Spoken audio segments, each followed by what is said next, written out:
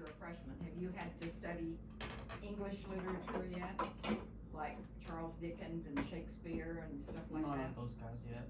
No, I'm reading a Charles Dickens novel. It's a classic novel, and I'm surprised that I didn't read it. I read some of his stuff when I was in high school, but I didn't read this, and it's really a lot of fun to read. Great Expectations. In the literature class we have now, we've been learning about like The West Coast and East Coast rapping, war. old myths, legends, and fairy tales, and like the original versions of fairy tales and stuff, which are like better, in my opinion. I'm sure. Yeah.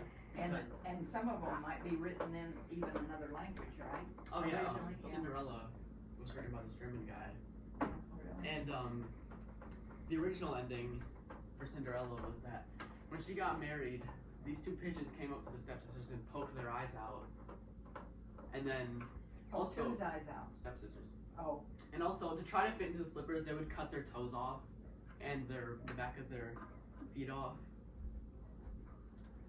Like that. What? Disney-ified it. Disney made it up. And they lived happily ever after. Yeah. Yeah, that's how it works. I wonder why. It seems like a lot of German stories have that sort of a macabre. Do you know macabre? What that means? It's kind of gross and gruesome Yeah.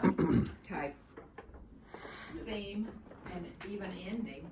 Yeah, there was. What are you, Elvira, mistress of the night, with your macabre? Huh? Yeah, there was this story. Apparently, I didn't know the whole story, but like, there told us there's this German story. This boy, he wouldn't stop sucking his thumb, and so his mom cut both of his thumbs off. I know. That's the story. Who told that story? We learned about it. I mean, Not completely. but I mean,